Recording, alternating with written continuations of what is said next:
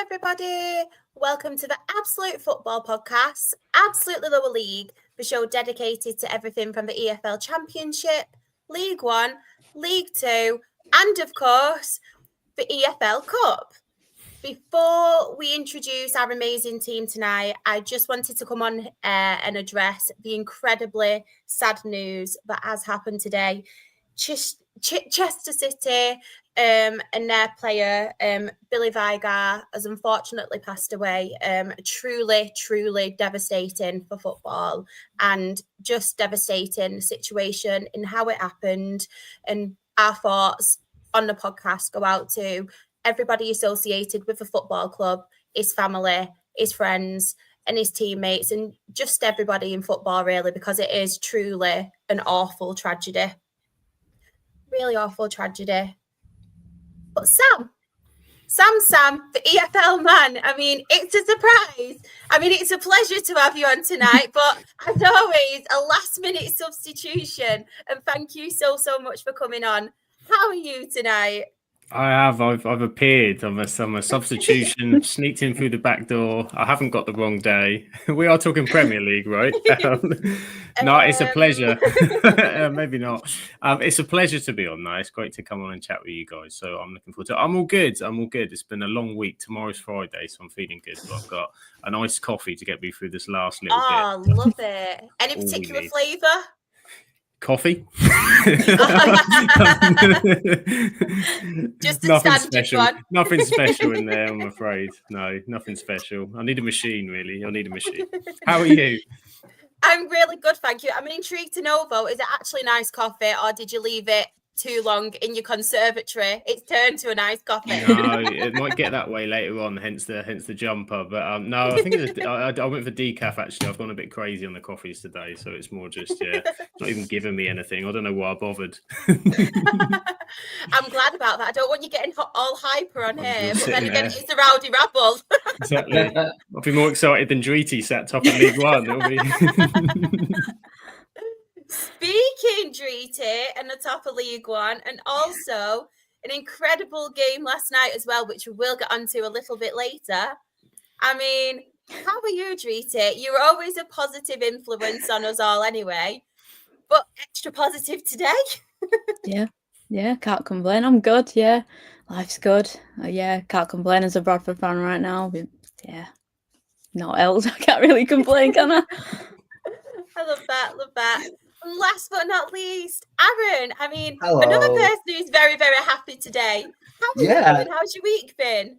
I mean, the last 2 weeks, I can't really complain at all, really, can I? 3 games, 3 clean sheets, 3 wins, and we now have the most, I was just saying it off air, we have the most clean sheets now across the 92, which is a quite impressive stat considering, it took us 6 games to get the win off the mark. I think that's quite impressive when you put it like that. Obviously, we've only conceded 5 goals in 9 games, which is ridiculous. So everything's really good, really happy, and I feel like we're finally sort of getting into our EFL groove now, you know? Love that. I say love that through gritted teeth. You know I'm only joking, Aaron. We have our banter on here, don't we? But you know I'm only joking. I say that. And of course, we've got lots of amazing people in the chat. We have got Chris. Good evening, all. Good evening, Chris. Hope you're okay. We have Johnny too. Oh, Johnny. Johnny is not good. You brought Wilder back, and what happened? We will get onto that very soon. So get your match report at the ready. And if anybody hasn't been in here before, if you've been to an EFL game, if you have any talking points, please feel free to send in your match reports or anything you've got to say in the chat. We love hearing from you. We have Aled. Evening, Aled. Hope you're okay. We have got Aled as well saying, hope Bowls and Ipswich, who wanted a certain result on the weekend, are happy, excluding their own. I know. We have got as well, bear with me, everyone, sorry. We've got Paul, evening all, up the Charlton. There's lots of chat between Aled, Johnny and Chris. I love it. After a right good chin wag, haven't they? I know. I can't keep up. We have got latest in Europa. Aston Villa are winning. Rangers, and I love the word Genk. Genk. It's a funny word. Yeah, I love it. I feel like I should be a Genk fan because I just love the word. Genk, isn't there? There's Ghent as well, isn't there? The Ghent Yeah. derby, like Ghent and Genk. This is how my brain works. If there's anybody new, I do apologise. Hey guys, hope all is well. Can we skip League One, please? And thank you. We can't because Drees is here, Sean. I mean, we can skip your result if you want, but we know that you'll always talk about it. We've obviously got some amazing tributes as well. Thank you so much for everybody who has put an amazing tribute in. We do really, really appreciate the kind words. Just go through them. We have our amazing Jen as well. Hope you're okay, Jen. Oh, we've got a full house of everyone tonight. We have got Kyle. I'm sure I can hear banging. I'm hoping it's my neighbour and not my kids. They were asleep. It's probably my big gob waking them up. Can we please... If we skipped all these leagues, we'd have nothing to talk about unless you've got some talking points. Unless we just talk Oldham and Bradford at this point. Oh, you will be very pleased to know, Luke. I was doing the graphics and we have got 0-0.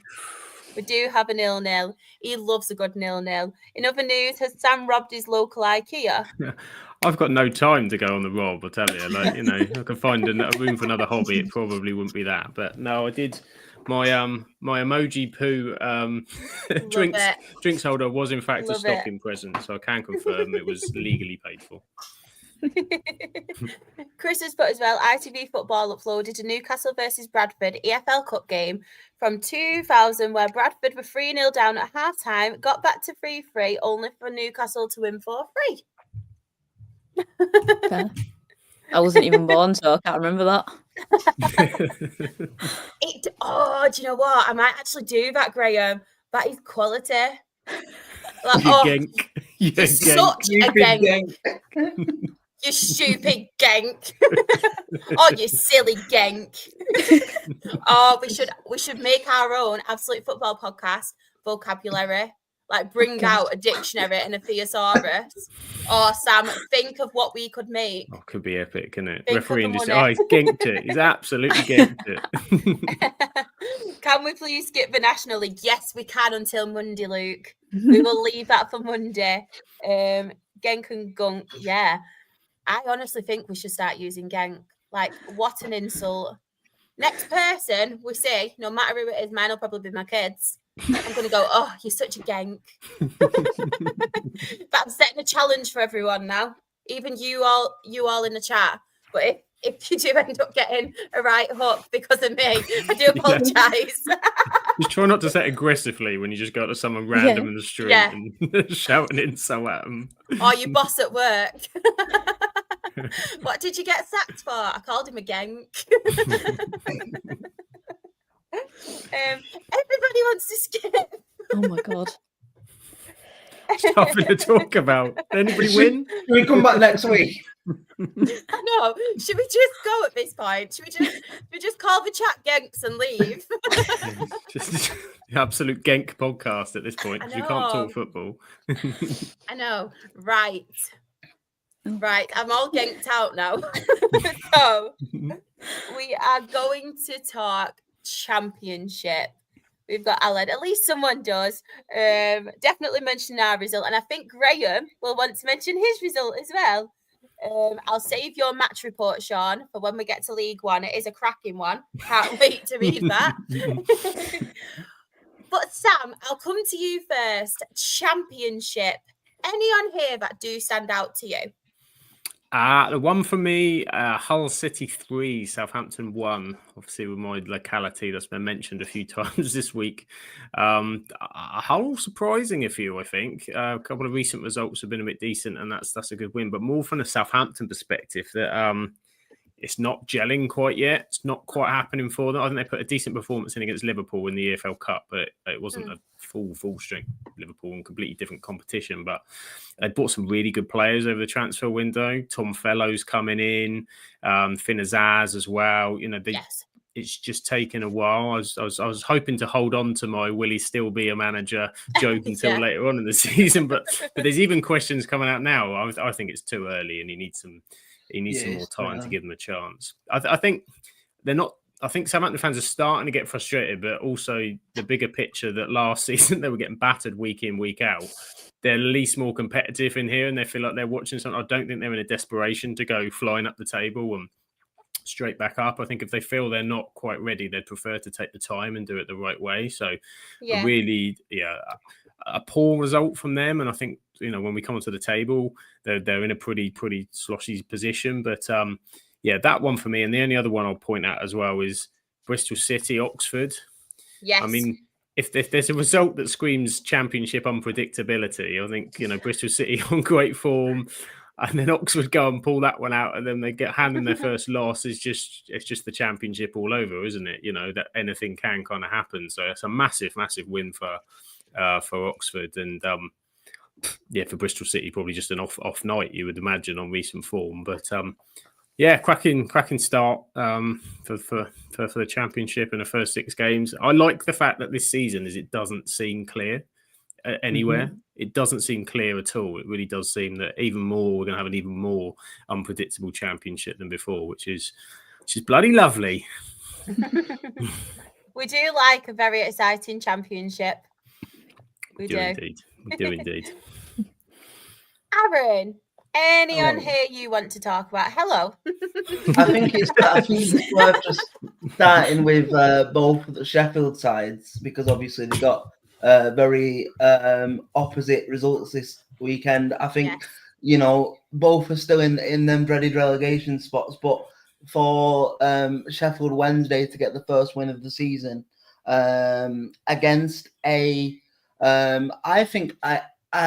how would I describe it? I think Portsmouth are another one of these teams that I expect to be a bit further in and around it as the season goes on. So it is a good result. I probably think they've under-delivered slightly so far with the start, but obviously massive result for Sheffield Wednesday. And on the flip side, Sheffield United, I think in terms of the homecoming for Chris Wilder, it wasn't to be, but however, you can already see there's more of a desire in the play. There's more of the pace in Sheffield United's game, and the amount of chances that they missed in that game. Yes. They probably should have won that game 9 times out of 10 on another day. So I really don't think they'll be that far off it now once he gets, a full week of training and his ideas back in. But so obviously contrasting results for the Sheffield sides. And then I think it's worth just mentioning Coventry Leicester as well, because obviously that was a big game on paper between two sides that were probably going to harbour promotion aspirations this season. And even though Leicester are higher than in the table at the minute, I actually think it's probably a better point for Coventry, because obviously it keeps them unbeaten. I think it's only them and Middlesbrough now, isn't it, that are unbeaten in the division. Yeah. So Frank Lampard's doing a wonderful job there. And look, I'm quite happy. I know it's very early, but I have Cov as one of my promotion winners. So hopefully they can carry it on and go through and have a strong season. But Treaty, before I come to you, I'm just going to come to the chat because Johnny has sent in his match report, bless him. So Sheffield United 0, Charlton 1. Oh, bless him. Where to start? We had 12 shots on goal. On goal. 1 on target. You emphasised that, didn't I? That was like a Halloween goal. Let's start again. Pretend that didn't happen. Right. Where to start? We had 12 shots on goal, 1 on target, even though Wilder is back, who I didn't want back. Just shows these players are spineless, and fair play to Charlton. We are just crap. Oh, I'm so sorry. I'm just laughing at myself. I don't know what happened. It was like I was a robot glitching or something. Oh, that was funny. Oh, Dylan. Port Vale, love it. Love it. Graham as well has put, Sheffield United have Oxford on Saturday. They 100% need to get something from that game. Just double check I've not missed anybody's match reports. Yes, Graham. He has put, was expecting the Wilder effect to blow us away, but full credit to Nathan Jones. Tactically spot on, and we fully deserve the win. Love being the party poopers. Love that. Really, really good win as well. I was a Genk. Thanks, Graham. I should be insulted, but I'm actually really happy you used that one, so thank you. And he's put as well, as I text to Claire, Tanto, someone that we do hear a lot about from obviously Claire from his time at Stockport. We like Tanto. Right, Luke in the chat has put 0-0. Yes, Leicester and Coventry was 0-0. Drita, any standouts on here for you? I would say QPR and Stoke. I was a bit surprised. I can't lie. I thought Stoke would probably win that game. So to see them lose, it was a bit of a shock, I think. But Richard Coney, he's been incredible since signing for them. Obviously, I was delighted when he signed for them because obviously we had Wickham first game of the season. I did not want him to play against us.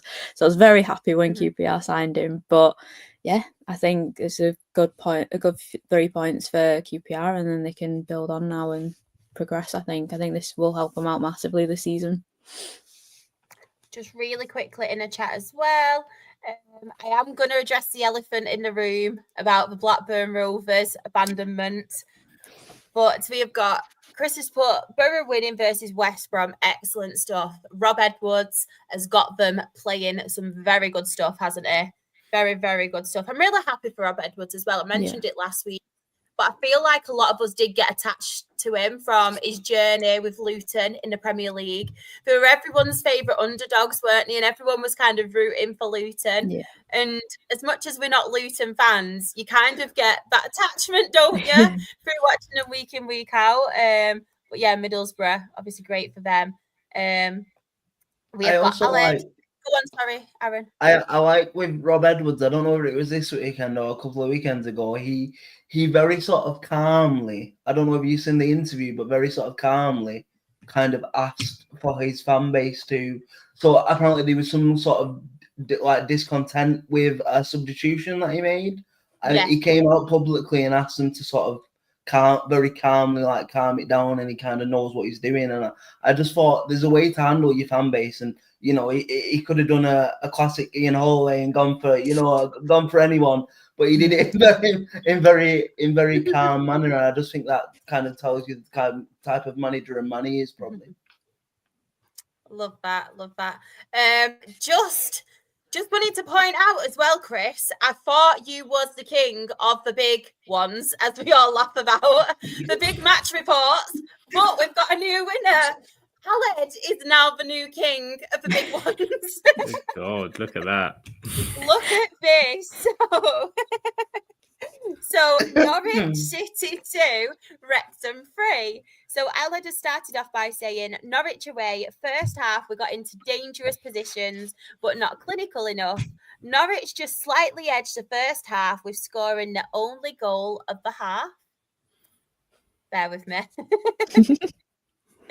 Second half, I just left the concourse as we were attacking, so didn't want to get to my seat until the passage of play had finished. Then we scored the equaliser. I went ballistic, legged it to my seat. Oh, love that. He has also put as well, next to there was limbs everywhere and I fell backwards both times without a care in the world. I almost pushed one person over but tried to keep him steady. Love that. Do you know what? I love celebrations like that, Bo. I love how it started so calm as well, with I was waiting until the passage of play had stopped before it came out, and then next thing he's pushing people out of the way. And... I love it. A massive away win, and what a performance from Windass, Cabot and Sheaf. And then he's also put phew. Oh, I love that. Do you know what, Bo? There's nothing better than the celebrations. Like, I love it, especially on an away day, right? Like a home win, is amazing. But on an away day where you're not sat with the same kind of people, it's the rest of your fans, and you like celebrate together. I don't know what it is, but I just think it's amazing that. And that's one of the best bits about football, like celebrating with your own fans, even the ones that you don't know. I think it's incredible. I remember when Stephen Davis scored the equaliser against Spurs to obviously get us a replay in the cup. And honestly, I don't know how I did it. It just all went blank. I cheered. I ended up rows and rows in front of me, celebrating with random people. I don't know how I got down there, but I had bruises all over me. I don't know if I fell. I don't know if I went running down. I don't know what happened. But yeah, those are the best moments in football, aren't they? Yeah. I love it. I love it. We have in the chat as well. We have Claire. She's put, hello everyone, live from my sick bed. Sorry to the guys I'm missing. Do not worry. I hope you're okay. Okay. Oh, what is wrong with me today? Okay. It's Genk. It's Genk. It's messing my head. I am a Genk.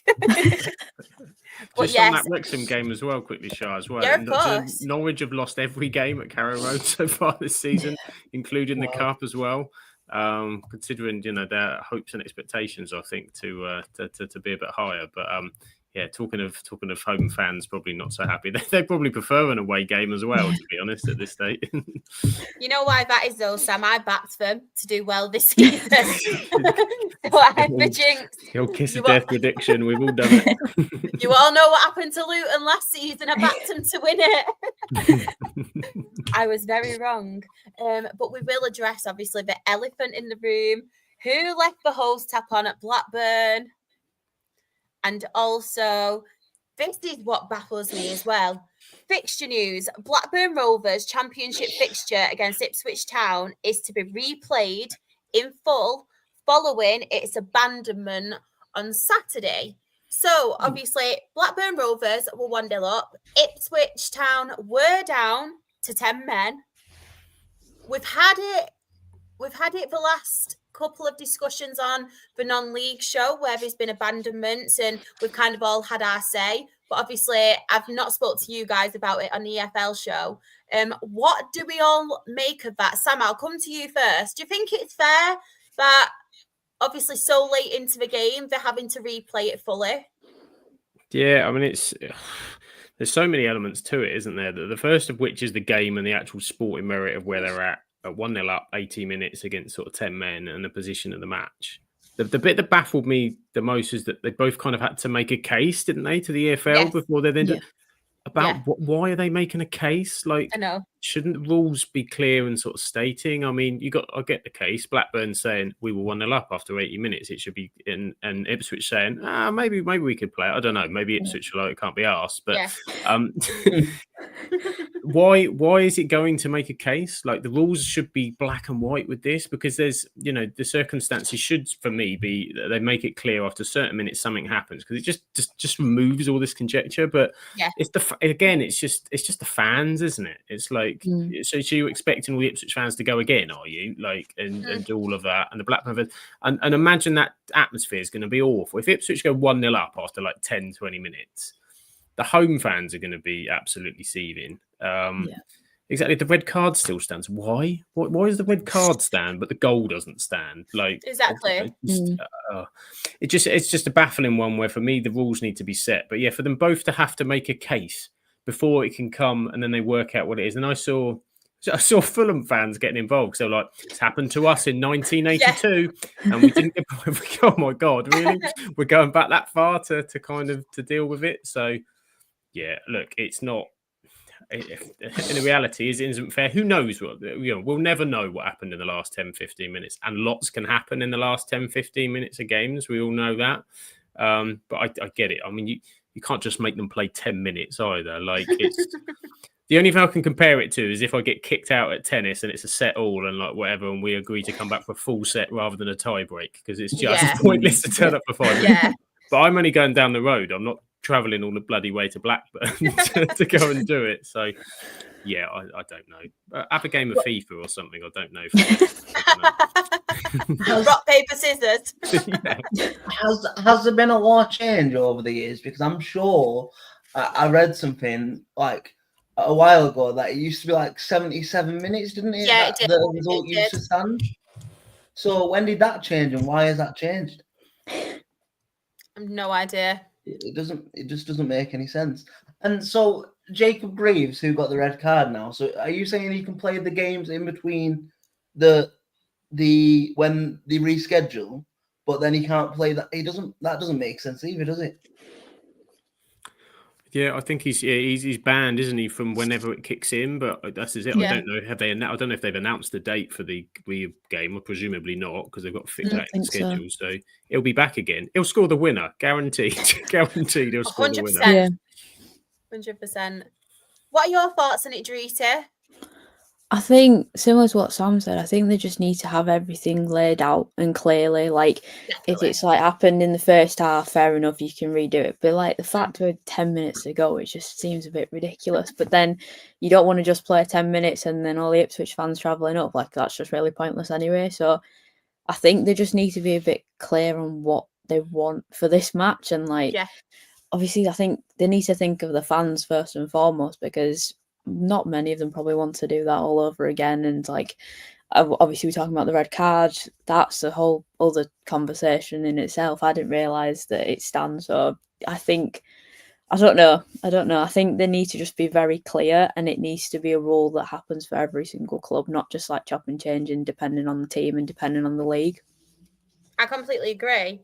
And the same, like we've spoke about it on our non-league show, and as long as there's clear like rules and regulations set in stone so people know exactly where they stand, because I feel like it's a strange one, isn't it? Like, as long as there's rules in place and everybody knows like whether they're going to replay it or not, then I think that's pretty much fair. One thing I did like about this game though is it completely took the heat a bit off us, because obviously you all know, I know it's a non-league now, but the situation with our pitch again the other day. So with it raining and abandoning a championship game, I was like, well, fair play.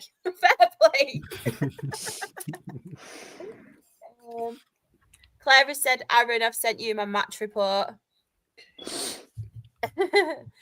Graham has put, thing is, it was 0-0 in our game and we scored in the 90th minute, so I didn't think you can use it. They'd played 80 minutes arguments. We've got William as well. Preston's on fire, especially at home. They are. They're doing very, very well, aren't they, to be fair, Preston? Really, really good win for them away at Derby. Let's quickly go to the chat. Panel should be saying that Leicester versus Coventry, that is the standout for me as well. I mean, it has to be the standout because it's the only one in white. No, does a 0-0 get trumped by an abandonment? Because technically that could have, didn't even get to the full 90. So I don't know. Luke, where do you stand on the hierarchy of the 0-0? Quickly go back to the chat as well. Wednesday getting a win finally. I know that's fantastic for them. Come on, Wednesday, as we all say.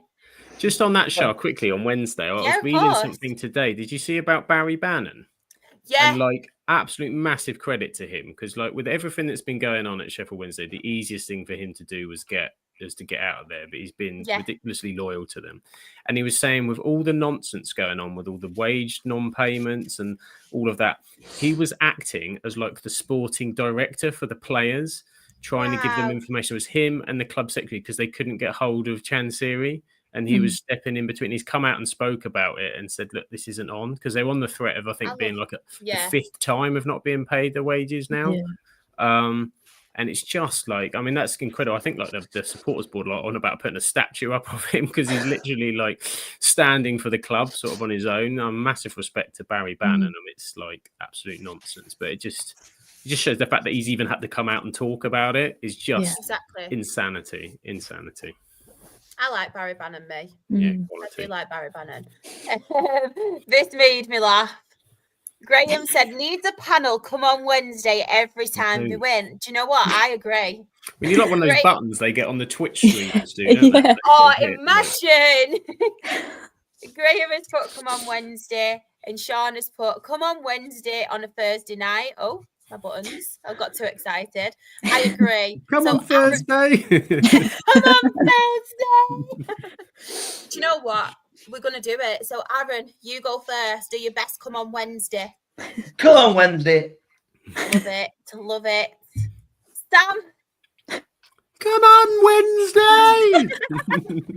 I thought for real guy were in there. It was me, didn't tell you. You've definitely been practicing in the mirror. I've been watching you guys every week do it. Along with you. Treaty, give us a come on Wednesday. Oh God, okay. Come on, Wednesday. Proper Yorkshire, that was. Proper Yorkshire. Oh, that was a come on Wednesday with a cup of tea. That was. Come on Wednesday. Oh, everybody in the chat as well. If you want to get involved, do it on your Twitter pages, on your Instagram pages, and tag in the Absolute Football Podcast, and we can judge the best Come On Wednesdays. We'll do a collaboration of all your Come On Wednesdays. Yes. Please do. We'll have to get all the team to do it as well and have everyone vote for the best Come On Wednesday. That'll be done. Has anybody else got any other games that they want to talk about on here? Oh, good. I think no. I think nothing else. No. Birmingham good win over Swansea, maybe, but apart from give them a nod.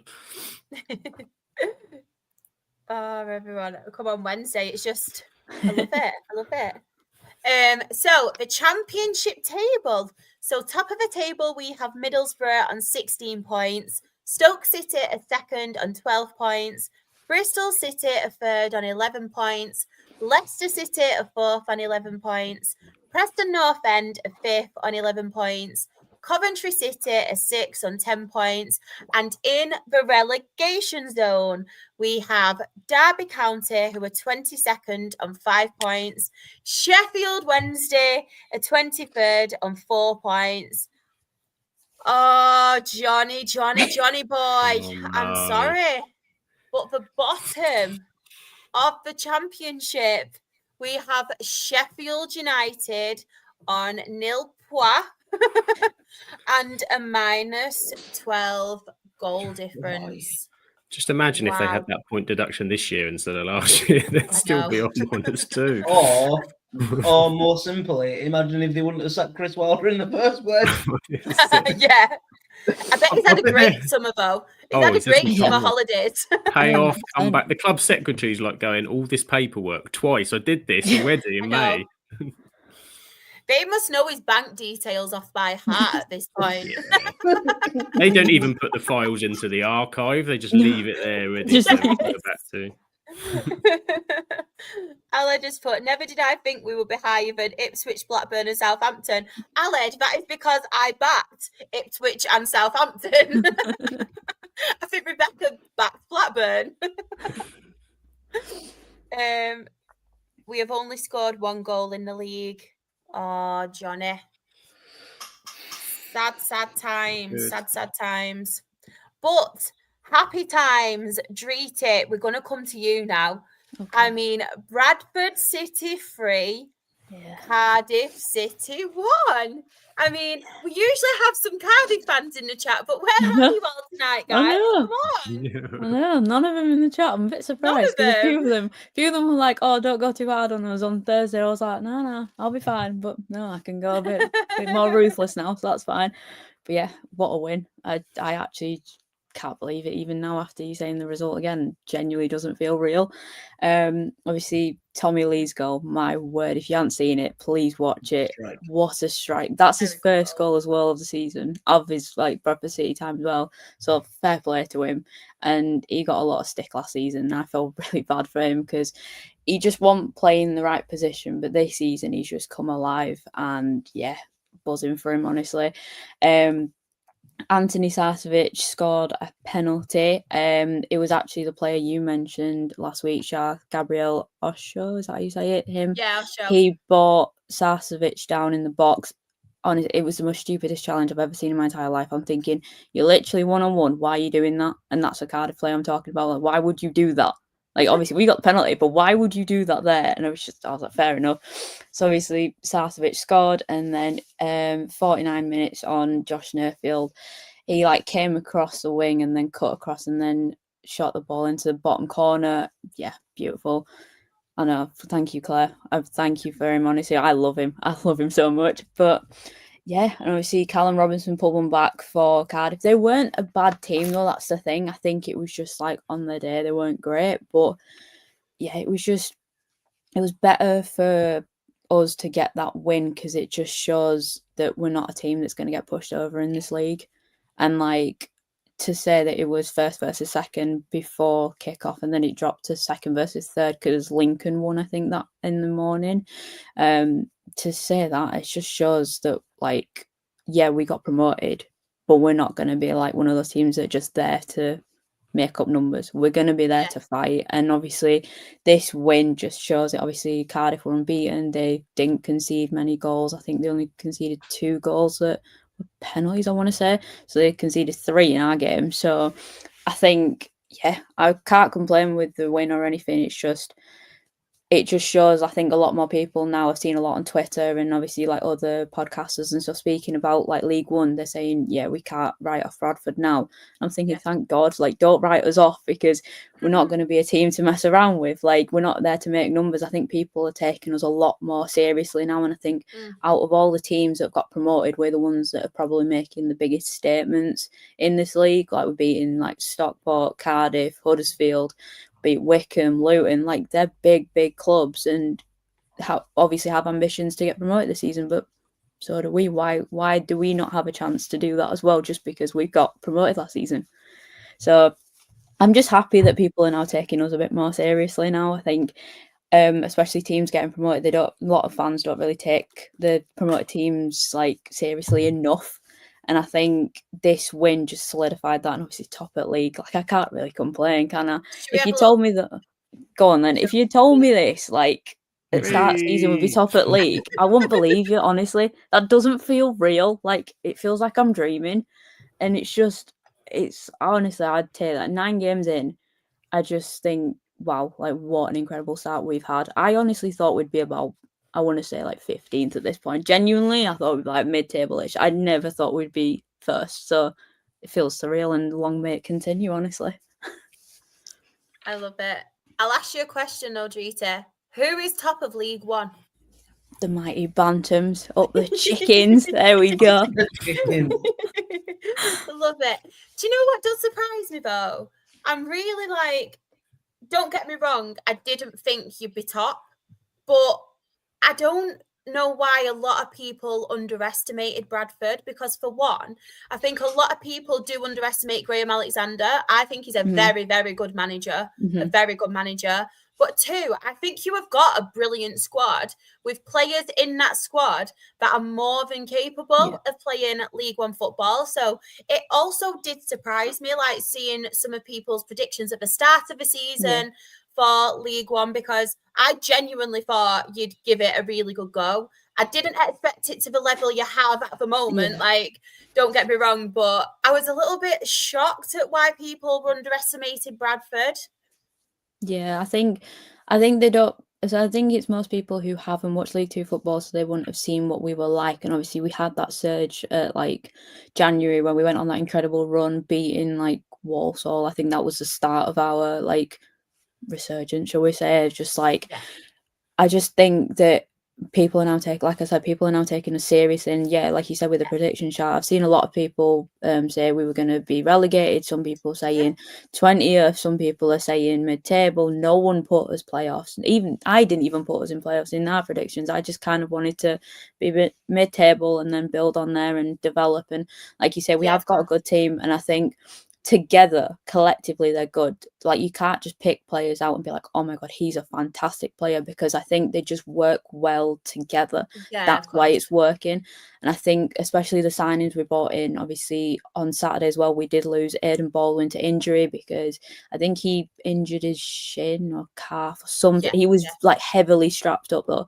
So we need to wait and see how long he'll be out for. But Tom McIntyre we got from Portsmouth on loan, he came in, did a good job. And that's the thing. I think we've just brought in those players that if anything does happen to anyone, we've got the replacements. Yes, they're not going to be like exactly the same player, but they're there to do a job and help us out. And I think that's what our team's built of. And do you know what? It's all down to Graham Alexander and Chris Lucchetti for their management and the way they've led this team. They don't. I know Graham said in an interview that they never go into a game thinking they're second best. They're going to go into the game thinking that they're going to win and they're going to deliver and they're going to play their own football and they're not going to change for anyone else. And that's exactly everything about Bradford. It's like we won't change ourselves for anyone else and we will go into every game fighting and trying to prove ourselves. And I think we've done that. Like 20 points. Yeah, 20 points in 9 games. I'll take that all day long. I feel like as well, Bradford and Graham Alexander suit League One down to a T, because I feel like the kind of football that Bradford do play is League One football. I really do. And I think obviously that really, really helps. But honestly, I'm so happy for you, Drita. Thank you. I really am. I think with Bradford as well, just quickly, also probably give a lot of credit to your hierarchy as well, because I remember times last season where of course Grezza was under a lot of fire, and you know it could have gone either way, whether you were going to get rid of him or not. And you know, maybe I'm a little bit biased because like you know, I've worked with him at Salford and that, but I echo what you say. I think he's one of the greatest people in the game, and certainly one of the greatest people I've worked with. But I just think he's one of these managers that knows the division. You know what you get from a Graham Alexander team. You know, you know what it takes to play for a Graham Alexander team as well. And I think all your players are bought into that, and I think it's really important. But like I said, your hierarchy deserves a lot of credit for sticking with the manager, because in modern football you don't really see that a lot anymore. No. Yeah, 100%. I think, like you said, obviously, there was a time at Bradford where a lot of the fans were just like, no, we're not having this. Our owner wasn't really connected to the football club. He lives in Germany, so it's a bit like he's not fully connected. But this season, he's been at a lot of games already. He's been to a lot of games last season. He's fully buying into what it means to be Bradford City and be part of the club. Like, he's understanding it a lot more, I think. And obviously, he's given us the investment and everything. And like you said, Aaron, about the hierarchy, obviously, David Sharp, we got in from Mansfield. He's done a phenomenal job, obviously, bringing those players in. He's got those connections from Wigan, which is where majority of our players have played for previously. So he knows what players we're going to bring in, if that makes sense. And then obviously you've got Ryan Sparks, who's our CEO. He's a lifelong Bradford City fan as well. So obviously he wants the club to do well. And I think everyone's just bought into it, be like, right, we can't make it too difficult. We've just got to do what we got to do, get the basics right, and we'll be fine in this league. We're not going to like mess about too much or anything, do anything drastic. And I think if we did get rid of Graham, it'd be, I don't think we'd be having this conversation right now. I think we'd be probably still in League Two at this point, because Graham has just brought that togetherness back. And I think I've spoken to so many City fans as well, and they've all said that we feel more like connected to the club as fans and as players. We just feel like as one. Like, I don't know if anyone saw the scenes after the game last night in the Cup. Obviously, we were right at the top of one of the stands at Newcastle, but the players came over, clapped us all, and it was like, yeah, we were distanced because it was like far because of his pitch, and then we were right at the top, but you could just see like how close everyone is and how it's just so good being part of Bradford City. Like, even going on match day as well, it's just like the atmosphere and the buzz and everyone's excited, and like, yeah, it's just such a good time. And we've all said if we lose more games, because it's going to happen, obviously we lost against Donny a few weeks ago, we're just going to enjoy it as much as we can. True, very true. I nearly fell off my chair then. The panic in my face. I'm so sorry. I was really uncomfy. I don't know if anyone saw the fear in my face. She's gone. Oh, wow. What a way to end my match report, Char. Jesus Christ. If only I fell, that would have been comedy gold. Send it to you, please. I'm not happy for you, Treaty. I nearly fell off my chair, literally. Wow, I'm actually scared now to move it. I was complaining about my chair, wasn't I, off air before, and that was nearly the end of the chair. It's karma. That genuinely would have probably been the best moment. We've had a lot on here. That would have probably been the best moment Not for me, obviously, because it would have hurt. I've got laminate flooring and I've not got a cushion. But wow, my heart's going 10 to the dozen now. Wow. Let's go to the chat real quickly. Sorry. Oh my God. I thought Bradford would do well, but thought it would be about just under playoffs or just about make playoffs, but not autos. But all the best to you. You deserve this. Thank you. I'll take playoffs. I'll take I playoffs know. all day long. I'll take playoffs. I'm going to go now to Sean's amazing match report. So he's put this made me laugh. So he's put about the Northampton game. My match report from Saturday. We were shit. That's some top level journalism reporting there, is that? I know. On the ground, live from the scene of the scene of the crime. Wycombe Wanderers 2, Northampton Town 0. So yeah.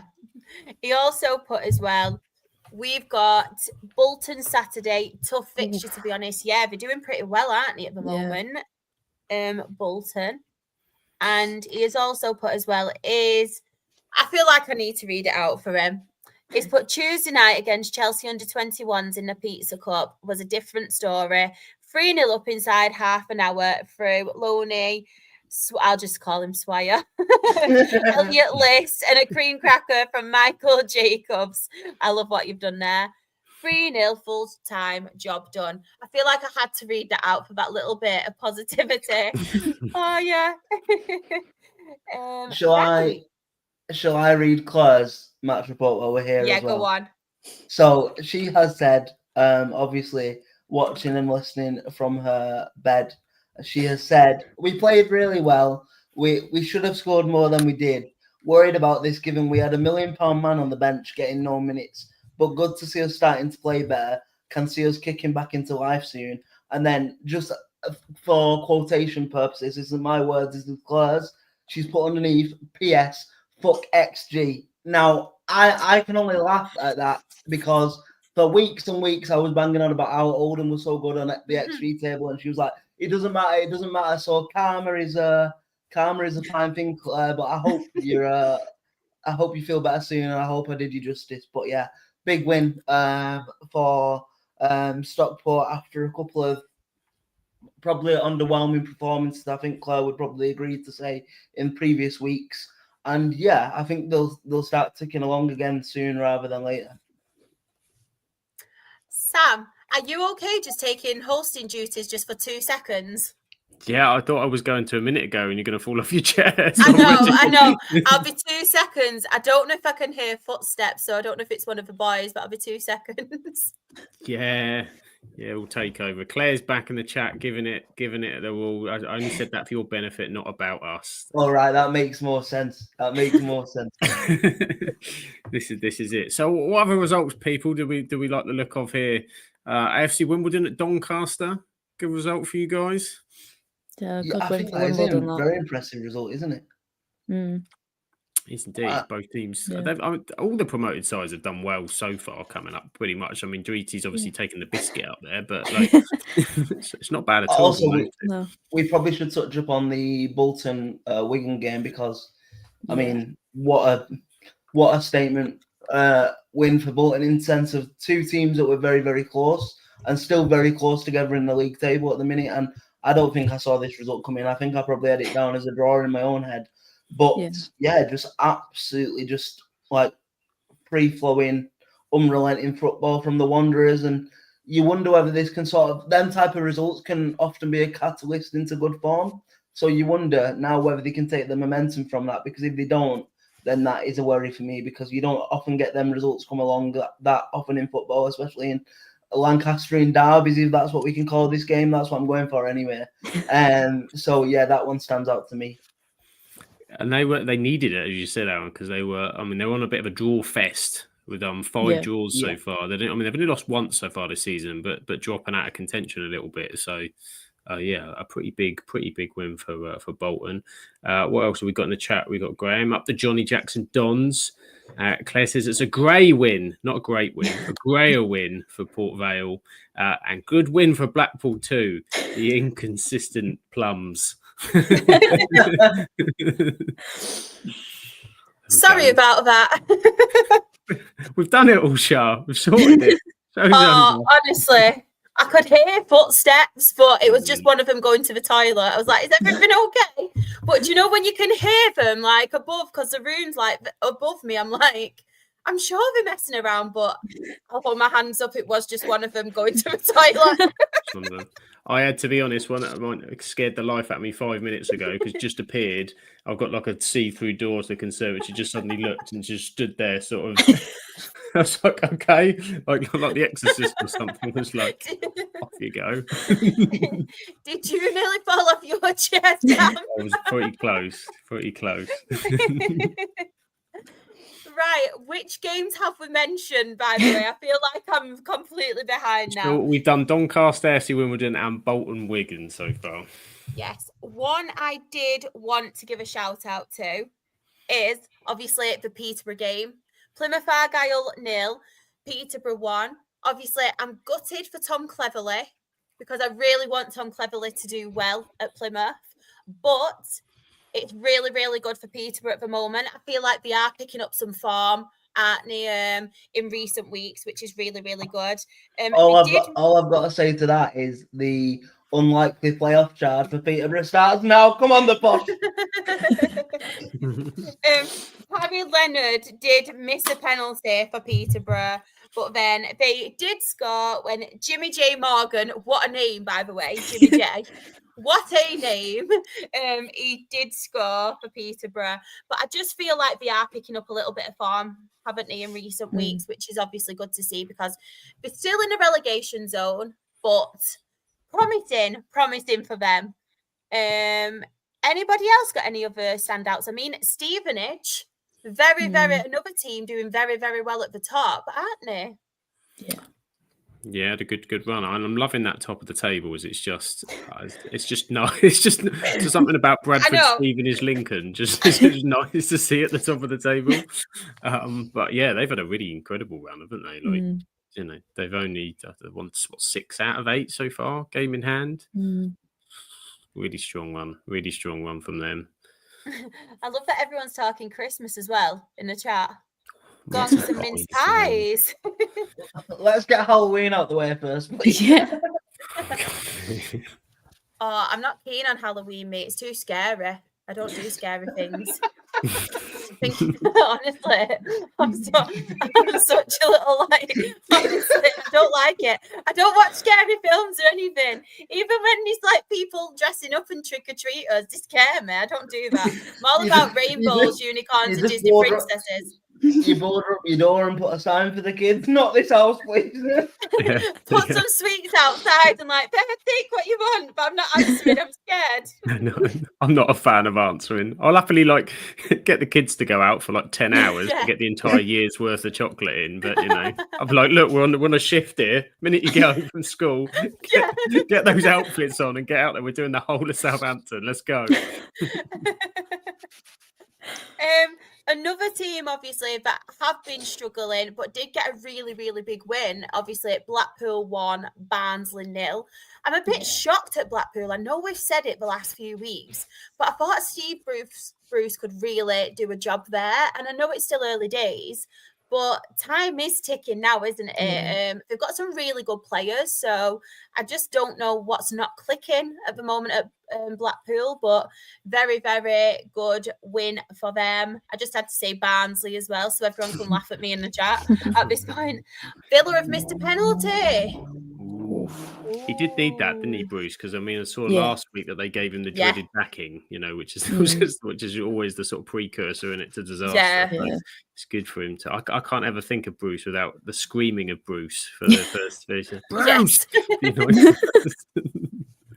Should be how it's pronounced. But yeah, a massive win for them because Barnsley have been doing pretty well as well. Yeah, they've been pretty good this season. Yeah, we've got Blackpool on Saturday, so I'm looking forward to it. Obviously, Steve Bruce coming to Valley Parade, and former Bradford City loanee Scott Banks is now at Blackpool, so it'd be good for him to be back at Valley Parade. Yeah, it's going to be weird though, because he was one of my favourite players a couple of seasons ago, so I'm not going to be too happy with that. But yeah, impressive for them scoring 98th minute. That baffled me. I thought it was going to be a draw all over, and Barnsley, like you said, Sam, have been really good.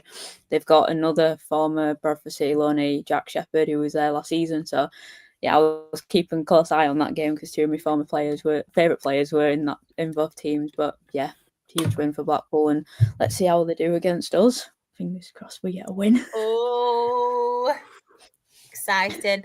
Has anybody got any other games you want to talk about before we move on? I said Lincoln and Luton. That really surprised me. That shocked me, that did, honestly. Like, no disrespect to Lincoln because they've been very, very good, but I just thought Luton would be a lot more clinical, and yeah, I think they're just surprising me this season. Obviously, when we played them earlier on, they just didn't seem like a team that just come down from Championship. They just seem like casually coming through the league. I've seen a few Luton fans being like, oh yeah, we're going to win the league, and I'm like, you don't play like you want to win the league. You play like you're going to finish mid-table. You know, like they don't have like no fight in them. So I was very surprised with that Lincoln win, but fair play to them. I'm delighted for them. I love Lincoln as a club anyway, so yeah, delighted for them. Luton are going full roller coaster, aren't they? I think they all the way down, and then they've come all the way up, and then they seem to be free falling again. Like it's incredible stories. It's I just can't kind of put your finger on it because you look at the squad and it should be better, shouldn't it? And it's not happening. No, I completely agree. They've got the curse of me. Why Sheffield United aren't doing very well because I backed them as well in my predictions. So I do apologise. I also backed Rochdale though, so oh my god. Any chance you can back Liverpool, Shah? Just 100%. Liverpool, Manchester City, Chelsea. We might need all of them back from Manchester United. So the League One table. So top of the table, we have Bradford City on 20 points. Let's repeat that again, Drita. Who's top of the table on 20 points? The mighty Bantams, Bradford City. Love it. Second, we have Stevenage on 19 points. Lincoln City at third on 18 points. Cardiff City at fourth on 17 points. Huddersfield Town at fifth on 16 points. Barnsley is sixth on 16 points. And in the relegation zone, Rotherham United 21st on 7 points. Blackpool 22nd on 7 points. Peterborough United 23rd on 7 points. And Burton Albion are bottom of League One on 5 points. I mean, to be fair, like I mentioned with Peterborough, I know they're only on 7 points, but that's been recently as well. They've picked up them points. So hopefully, fingers crossed, they can get out of it. But Reading, I'm so shocked about Reading because last season, with all the troubles and everything going on off the pitch, but they were really, really together and really, really good on the pitch, weren't they? Just missed out on playoffs, obviously, on the final day. But this season, they've had honestly an awful start, haven't they? It's just quite shocking, really. It shocked me. It's been dreadful, isn't it? I mean, so they got, the win against Leyton Orient hopefully might kickstart them a little bit, but it's just not kind of happening. Yeah, I thought the same. I thought off the back of getting over the troubles, everything was looking positive, and it's just, again, another one that's not quite happening just yet, but so it's still pretty tight in the middle there. A couple of results either way, and it could go their way, but it's not looking great so far. Right. League Two.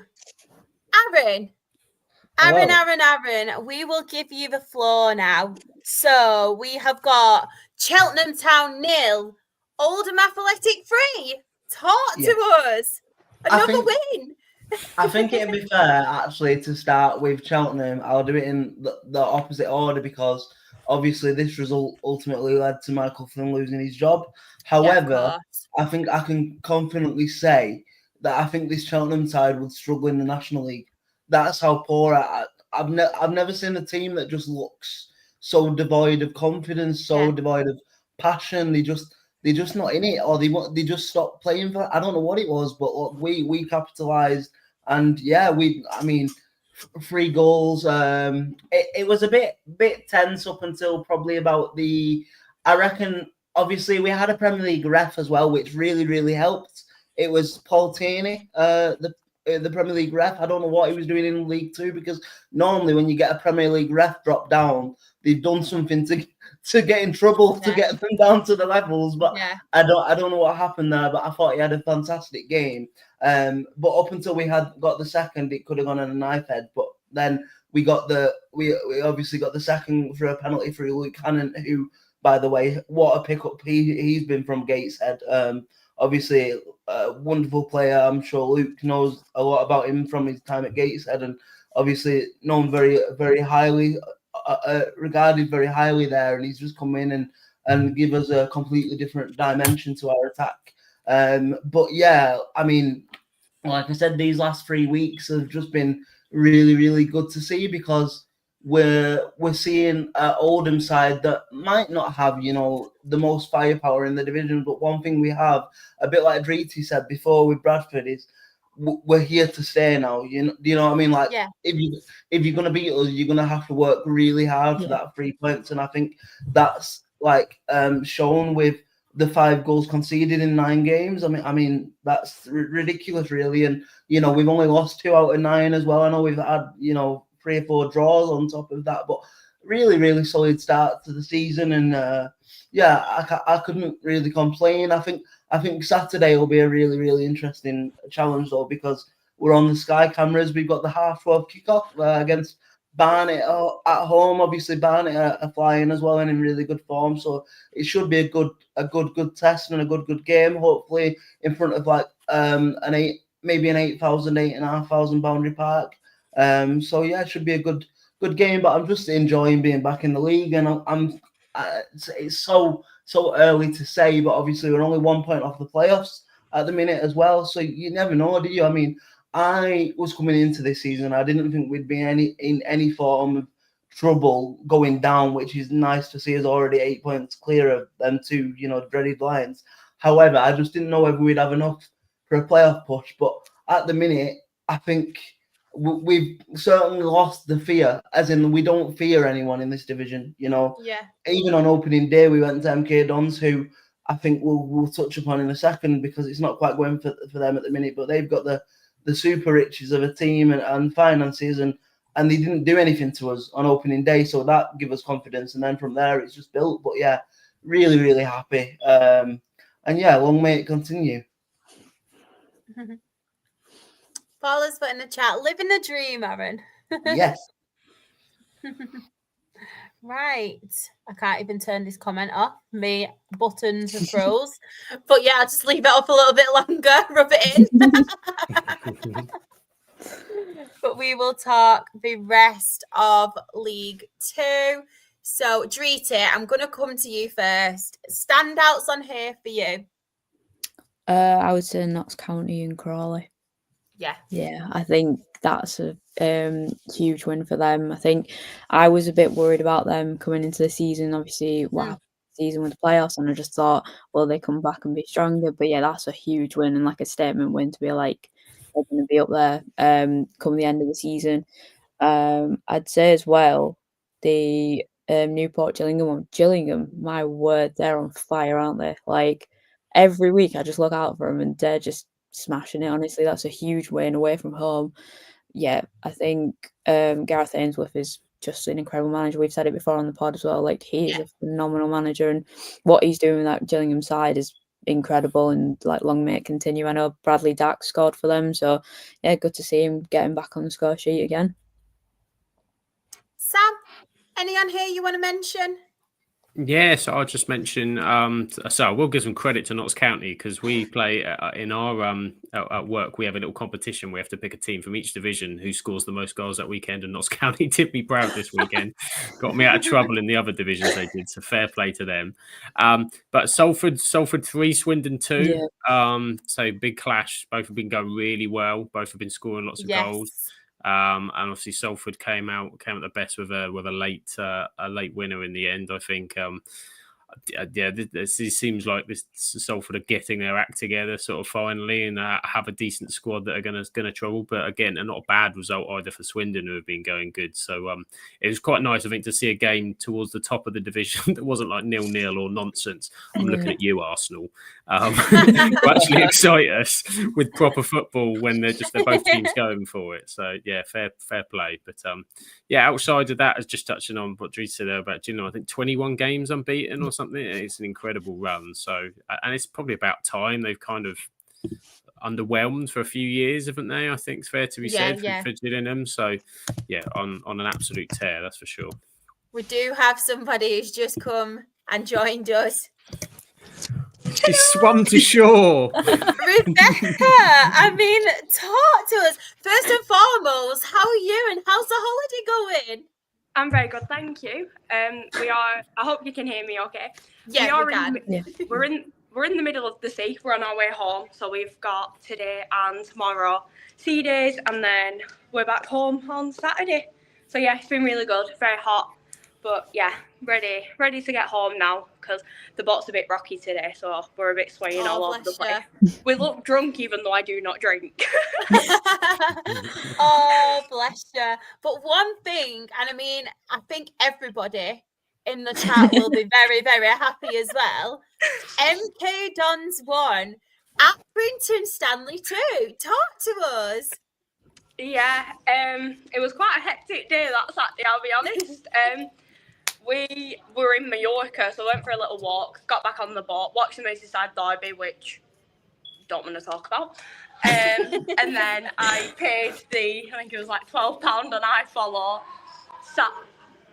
Don't think people realise I'm podcasting. Inconsiderate much. How dare they? There's not an MK Dons fan over there, are there? In the middle of the sea. Right. I've moved away from them now.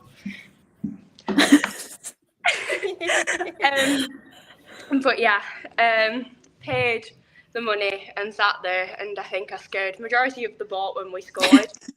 Isaac Sinclair again, incredible. Back-to-back goals, which was just, you can't even, it was just amazing.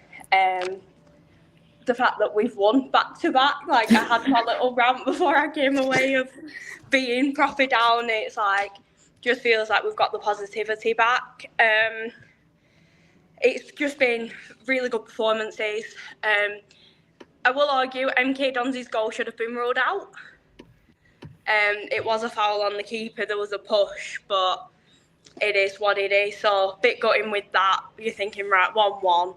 Still a positive result, but then Charlie Caton, who we've had since January of last season, got his first goal for the club, which is also his first EFL goal. And he's spoke very openly about wanting to get this goal, and we've all seen how hard he's worked towards it, and it was just such a nice thing to see of him finally getting that goal. And what a goal it was a proper team one, the build up to it. And then one thing that did stand out was Conor Grant. He was back in the side from injury. He was warming up at the side, so wasn't even on the pitch. He was the first one to run and hug Charlie. He just sprinted onto the pitch, and it was just the whole squad together celebrating. It was a bit of a scary moment. Tyler Walton got subbed. He got stretchered off. It looks like an ankle injury. So we're waiting to see how long he's going to be out for. But we're starting to see quite a few players return from injury. And yeah, it's just really positive. And Walsall on Saturday. So be an interesting one back at home. So yeah, heading into the MK Dons one, me and my dad were both saying we'll take a draw because it's away. We feel like our home form's going to be the one that not saves us, because I can see us going on a really positive run at the minute, but our home form is going to be what gets us a bit more, I think. But then to pull off an away win, it was amazing. But a Rebecca rant at sea is incoming, if you don't mind. That's fine. You go for it, girl. MK Dons fans have been taking the mick out of Accrington's away following. So you might have seen there's been a picture that's been on, I think it's been like on Facebook and Twitter.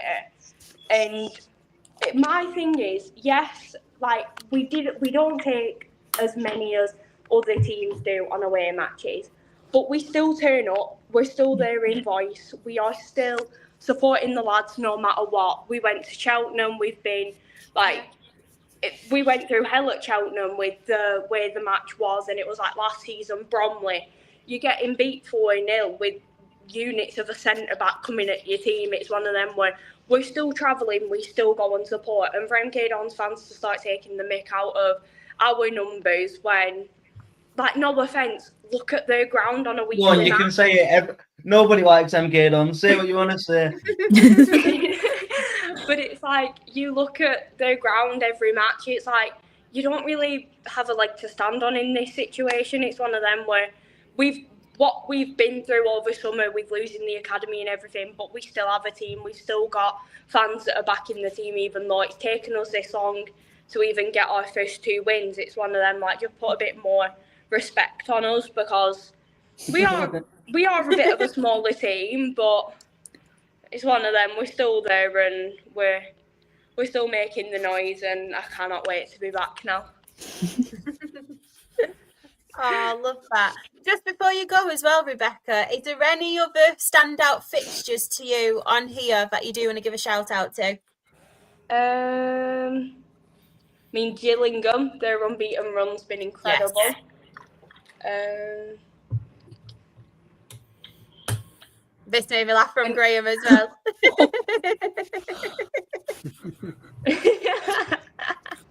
Very true. It's also, like, for us, when you're looking at, like, a bit lower down in the table, I mean, the Gillingham one was perfect in the fact, no offence, Newport got beat, so it keeps them further away from us. I mean, great result for Walsall. It's a bit of a scary one when we've got them this weekend. But then, what was that? He wants you to nick a life jacket, Rebecca. Yeah. Oh, I don't think I can do that. I don't want to get told that. I've already had quite a few looks for just doing podcast, but then also I keep singing Aki chants. So we were doing a party night last night. I'm there singing a Stanley one, and everyone just turns around and looks at me like I'm a right nutter. They're the nutters for not knowing them. Exactly. The amount of times I've got my mum and dad singing them as well, so it's even funnier. Good on you, girl. Like, they're the ones. You should be judging them for not joining in. And then Cheltenham thought that, I mean, fair play, very good result for Oldham, but I thought with Cheltenham getting their first win, it could have been a bit of a, Cheltenham with the result against us, I was thinking a bit of a bounce, but fair play, huge result for Oldham. I think that's incredible. Such a good run for them, and seeing them higher up the table. Yeah, it is. It's an interesting one, but yeah. Thank you for coming on, by the way, and joining us. I do appreciate it. It's lovely to see you as well. I feel like we've not seen you in forever. We missed you. I've missed you. I would have tried to come on last week, but it was a bit hectic because of everything that were going on. But yeah, I've been watching them all. Aww, I love that. I love that.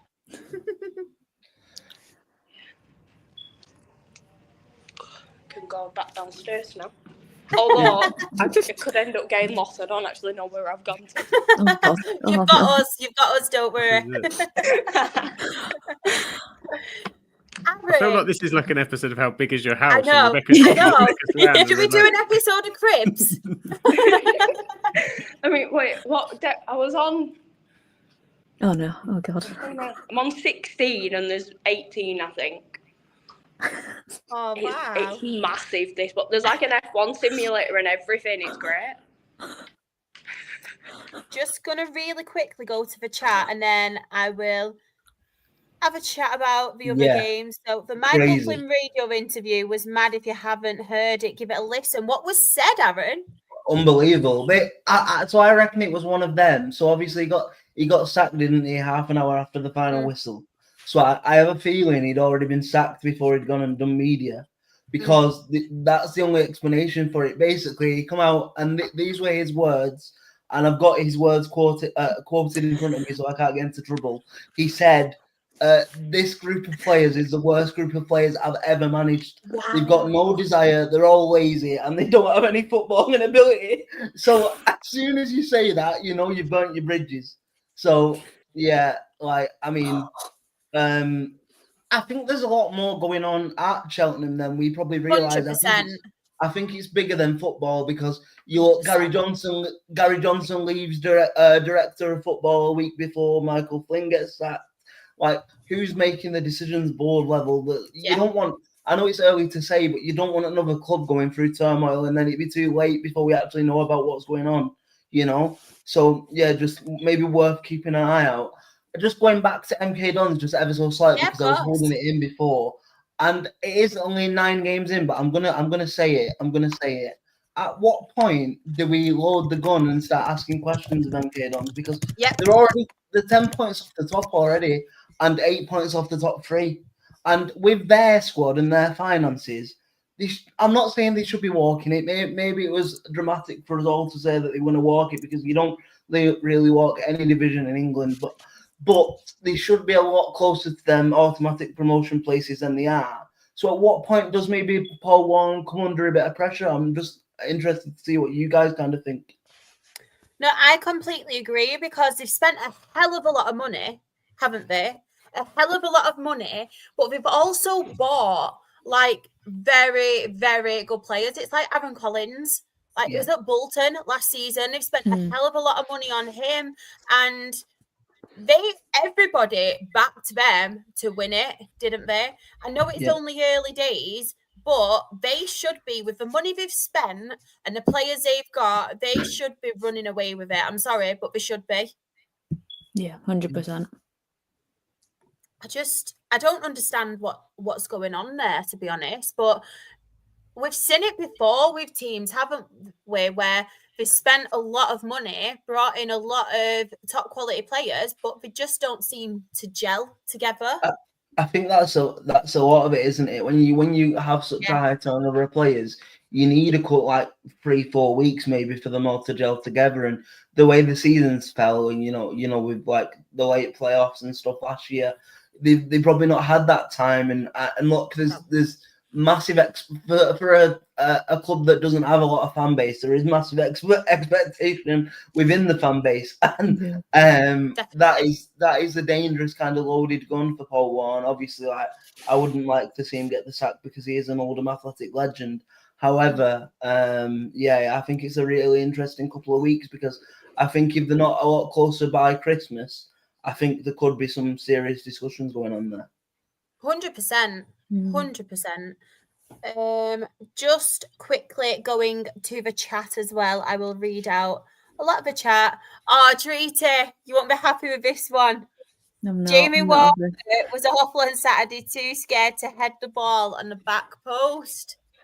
I haven't seen any of the highlights from that game, so I do apologise on behalf of him. But honestly, you give him time with Jamie, he'll come out with something good. I promise you that. That's my word on it. But yeah, I do apologise that he wasn't awful. He's usually like a 6 out of 10, so that surprised me, that has. One thing I did want to mention, though, obviously the Grimsby game, but Barnet are picking up some form, aren't they, at the moment? A great goalkeeper in net, by the way. In Kevin Slicker, very, very good goalkeeper. But I just wanted to give them some credit because they were my surprise package this season. Because I felt like with Barnet, to be fair, and Oldham, I say the same about Oldham as well. I think last year in National League and some of the players and recruitment that they do have and they have got could easily be safe in League Two. Like they have got some quality players. Barnet, I just thought the recruitment, the players that they kept, also the players that they have brought in, I thought they would do business. Obviously, they didn't get off to a great start. They had to find some time to kind of adjust to the league because as much as people say it is pretty similar, National League and League Two at the minute, you do have to adjust, don't you? And obviously, it's a whole new kettle of fish there. It's all new different teams. But with Barnet, I do think they will have quite a consistent season. this season, and a very, very good win, obviously, for them against Grimsby, who have also been doing very, very well, haven't they, recently, Grimsby, this season. And even though, say, Barnet are 13th, but there's only 3 points between 5th and 15th. So it's literally, that's one result, and they'll be in the playoffs. It's mad. Exactly. Aaron has put Barnet could have scored 7. We missed Kieran Green. It was only Christy Pym who turned up. I'm sorry, Sam, if that bit brings back flashbacks to Christy Pym. Okay. It's in the past, and you can't be mad about the past. It's in the past. Exactly. Do you know what made me laugh the most about that with Christy Pym, though? The fact he was still kind of annoyed because he's a really big Manchester United fan. Yeah, he said after, didn't he? Could you be annoyed? Damn it! Just. He was even. That just shows you everything, doesn't it? He wasn't even trying to save the penalties, and he still saved more than Anana. So that tells you everything you need to know. Luke's fuming. Sadly, no. Sadly, no 3 out of 3 0-0s. Let's hope next week is a better week. I know. It's always annoying as well for Luke because obviously he is like me, a non-league fan, and he's very rarely a 0-0 in all 3 non-leagues. So we have to rely on this one. Chris has put ex-Spenny player Isaac Fletcher scoring his first goal for Barrow in their win versus Crewe. Shame about injuries for him, but so glad he finally has a goal. What a good player as well Isaac Fletcher is. But Crewe, I mean, they had a really, really good start to the season, and they seem to be tailing off a little bit, don't they, Crewe? Yeah. Christy Pym thought they made donut. Oh, I could just eat a donut now. They're one of my favourites, donuts. Christy Pym is a class goalkeeper. We are lucky to have him. Yeah, I like Christy Pym.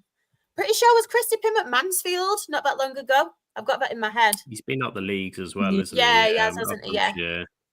I've had him in a football manager team at some point. I love that. Go on, Aaron. I was just about to say, just completely unrelated, it's nearly time for the new football manager and I can't wait.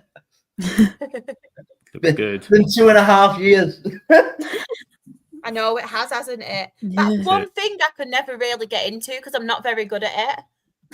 We should set it up because Grimmy's quite good at it. I reckon we should do it and we'll do like a network save or something. Or we'll do like Rochdale. We'll take charge of Rochdale and Grimmy can do it and we'll just sit on screen and tell him what to do. Oh yeah, definitely. Like, right, Manny D in straight away. Don't put me in charge at Rochdale. I'll use a magic pencil to bankrupt you.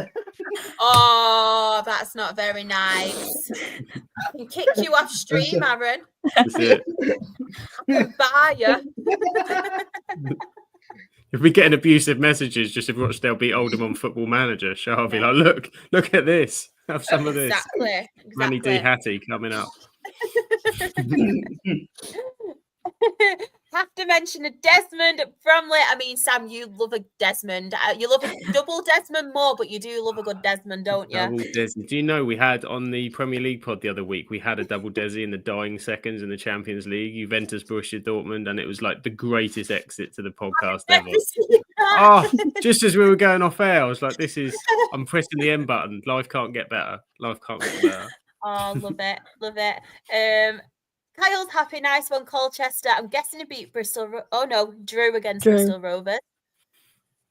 Drew against them. To be fair, though, Bristol Rovers are not doing too bad now. I said it last week. They had quite a bad start, but Darryl Clark has got them settled again at the minute. And to be fair, Colchester are quite a decent team. They've got the good players and they've got a very good manager. Standout for me is Harrogate. A very, very good win for Harrogate.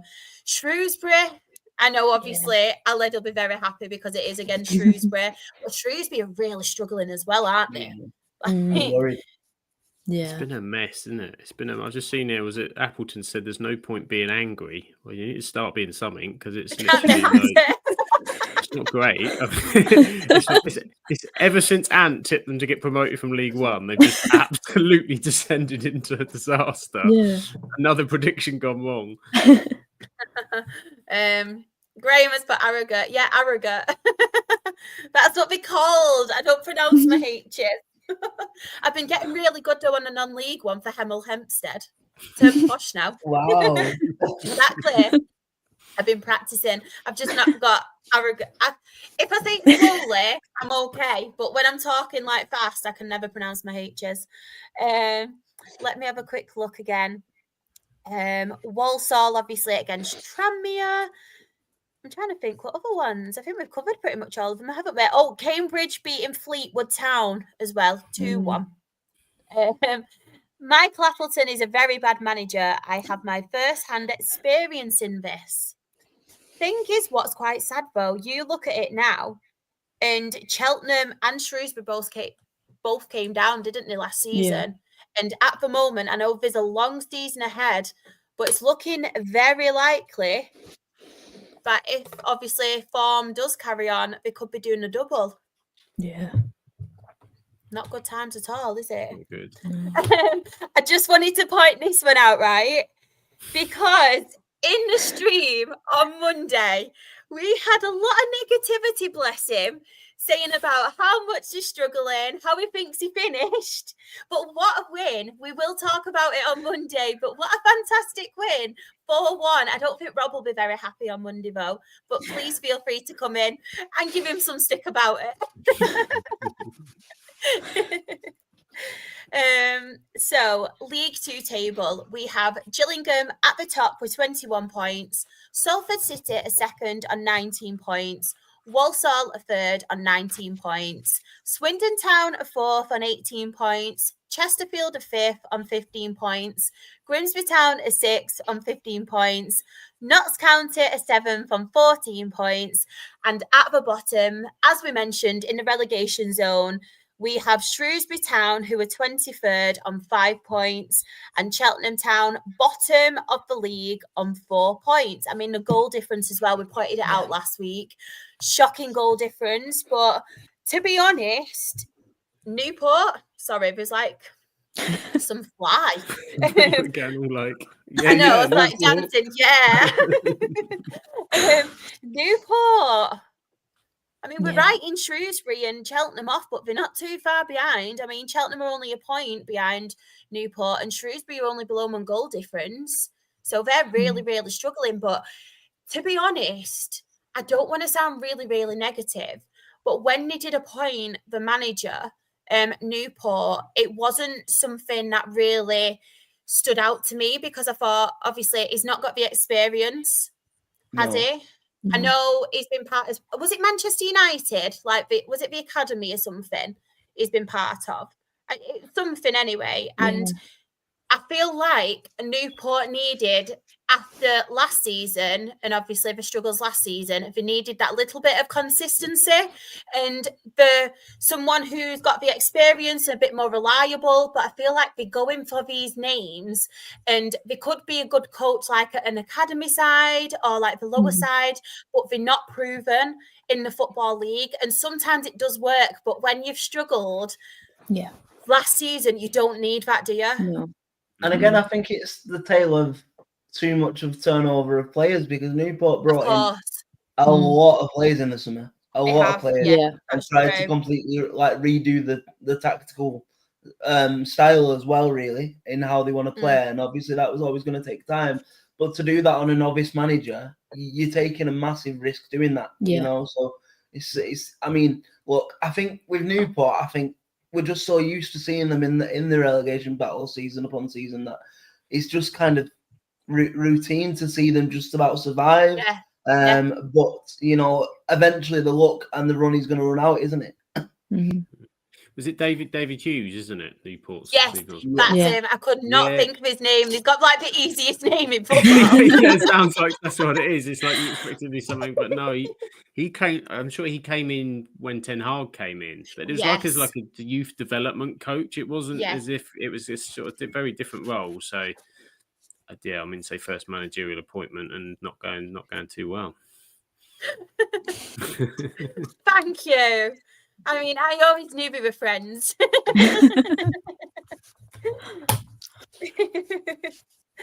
But that is the end, obviously, of the league football talk. I know, Drita, you did want to mention, obviously, the game last night, so feel free to. If there's anybody as well whose team was in the EFL Cup last night, if you do want to send in your match reports, please do. I will read them out. We don't have a graphic for it, but I will read some of the results off on. I will read the results off my phone screen. But Drita, the floor is yours. Thank you. So, obviously it did end in defeat, unfortunately, but it's what it is. I'm just proud of our team and of our lads. Joe Linton and William Asula scoring twice. Kind of like surprised, but then I was like, you know what? It's fine. It is what it is. It was a good day out in Newcastle. A long trip, by the way. It was chaos. It was traffic. It wasn't fun, honestly. Getting there was not fun. But we took almost 5,000 fans with us. So obviously cracking away attendance for us. And yeah, I just think obviously we beat Stoke and Blackburn earlier in the Cup. And it was just like we deserved that draw. And it was obviously going to be a hard game. Newcastle have been really good. Obviously, they're in the Champions League. They played Barcelona last week. So there was all that playing on our minds, being like, okay, what team are they going to play? I thought, honestly, Eddie Howe was going to do like, right, we'll have a few academy lads, make it a bit easier. I thought that's no, literally they're starting 11. I was like, are you actually joking me right now? I was like, you really want us to get battered like 10-0 right now? I saw it and I was like, yeah, this ain't great. The Newcastle holders of this club. Yeah. He wants to make a point, and they've not. I've been struggling for form, so they're probably like, we need a win. Yeah, true. And I was like, come on, just like give us a few academy lads, and then we'll be fine. But yeah, they played all right. To be fair, there we go. They played really well, to be fair, and like we knew it was going to be difficult. Whatever team they were going to play, we knew it was going to be difficult. I'll be honest, I think we did play well in the first half. It was just more Newcastle was so much more clinical with their passing, with pressing, everything. It was just, you could just see it. Obviously, the highlight of the game has to be Andy Cook coming off the bench. Obviously, when we saw the team sheet, everyone was like, okay, he's on the bench. Okay, he might come on. And obviously, when he was warming up, we were like in the top corner, so you can just see just below. Yeah. Everyone was cheering and celebrating, obviously, when he was warming up. And then when he came on, like the roar from our away end was ridiculous. It was, honestly, it was incredible. And yeah, comes on and scores in the 79th minute. If you haven't seen the goal, please watch it. I know. I've watched it like 20 times since because it's been so good. And honestly, I couldn't quite believe it. I couldn't quite believe it when it happened. It's like, obviously, Newcastle tried to clear it and then it headed off Tommy Lee's head. And I was like, I don't know how he did that, but he just headed it towards him. They're saying it's handball. I'm going to say it's not. It's not handball. And then obviously struck it very well. And I just couldn't quite believe it. We all went into absolute chaos. And Shah, I know you said about like the away end going mental, celebrating with each other. It just went nuts. It was incredible. And I was just so happy that we actually scored there. It just made me feel like we actually had a chance against these like higher teams. And yeah, that was obviously the icing on the cake. I'm not too fussed about the defeat. I'll be honest, I don't think many City fans are really fussed because it was against Newcastle, against the holders. It was going to be tough. But I think the biggest thing was obviously seeing Andy Cook back. Obviously, the year he's had, it's just been mental. Obviously, getting injured New Year's Day with an ACL injury, like what a day to get injured. And then obviously coming back, and I know how, like, I've seen the interviews, I've seen like him speaking to media and stuff and saying his recovery and everything. It's been a long time for him doing the recovery on his own. Obviously, the players getting promoted last season, he couldn't be part of the celebrations fully. And it was just, yeah, he deserved it. Honestly, no one else in that squad deserved it more than him. And we knew it could happen, but it was just the relief of like, he's actually done it. And I think as well, there's a little clip that the club posted and it's just zoomed in on him. And you can just see him looking up to all of us fans. And he's just like, can't quite believe it because he's a boyhood Newcastle fan scoring at St James's Park. Like he literally said it in an interview that it would be his dream to come on at St James's and play. But to score, that's something else. And I just think I can't, like, I was saying to some of my friends as well who are City fans who are like, who's writing all these scripts for us?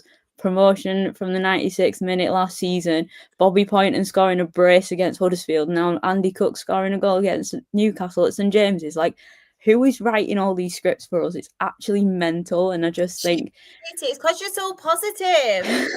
Positive I'm vibes. trying. Use them to everyone. Have True. positive vibes, and it's paying off for you. We all need them. Send It some is. to Sam, just not Aaron.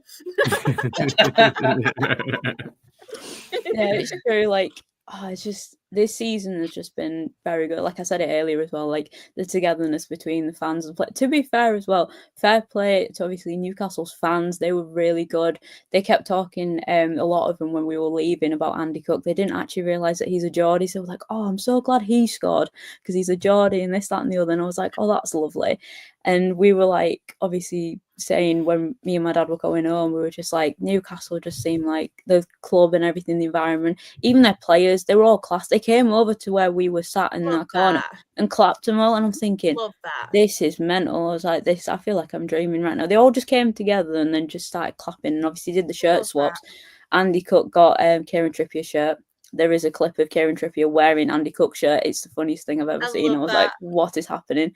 And then I think Bruno Guimaraes is wearing Stephen Humphries, which I never thought I'd see. But there we go. First time for everything, isn't it? Amazing. But honestly, good luck to everyone else who's in the cup. Obviously, I'm going to go for Grimsby now because I want them to do well. I do want them to do well. Obviously, got good Brentford. Draw for them as well. That's a cracking draw. So, yeah, I really want them to do well. But, yeah. Cup ending for us, but we focus on the league now, and obviously we've got FA Cup, we've got the EFL Trophy, what is it, Virtue Trophy now, whatever the heck it's called, Pizza Cup, whatever it's called, I don't know what it's called anymore, that thing. Changes every year, doesn't it? Yeah, exactly. At this point? I don't know, that cup, whatever it is, but yeah, I think we can take a lot of positives from last night, and it was a phenomenal experience, and I'm so grateful to be one of the almost 5,000 people who went up, and obviously watched my team, and yeah, I can't complain, honestly.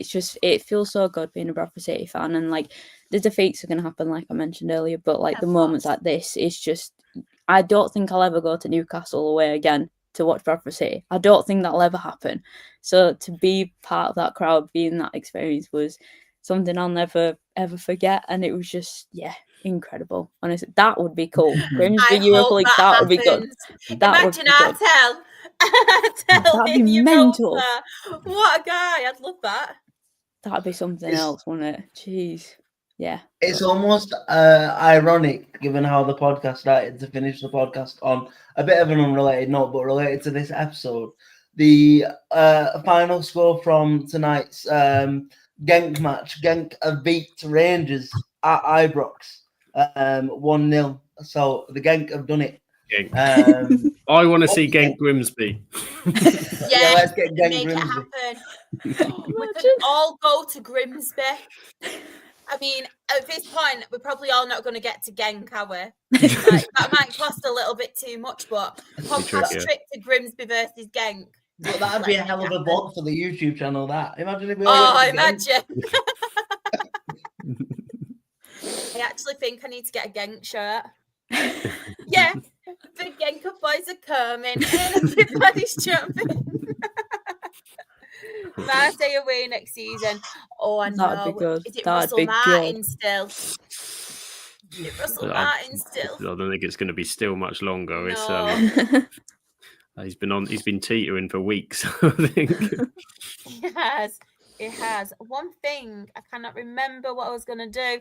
Sorry about this, Dreety, but Aaron has said beating a Premier League team is not for everyone.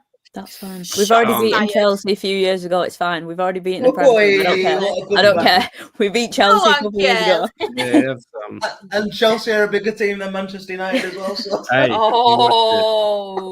I can't think what game he was talking about anyway, because the one that Sam also has the power to kick you off. He got abandoned in it because of some eligible players. It doesn't really count. I'm joking. I'll let us put our next game in the cup is against Cardiff City. Yes, that is a massive game. I cannot wait for that one. Yeah. That is going to be really good.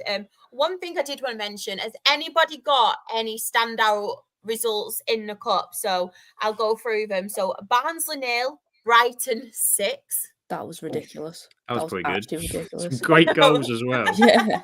Great goals. Very good. Cardiff, obviously, as we mentioned, they have got through. They do play Wrexham. They actually beat Burnley 2-1. So a good result for them.